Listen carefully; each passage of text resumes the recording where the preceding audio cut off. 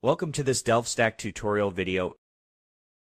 Today we will learn how to change values in Chrome DevTools.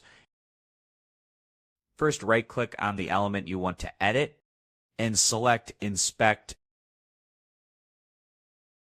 Let's say I want to change any of these values. Just click it and carefully watch the 200 million. Just click on 200 here. Let's change it to,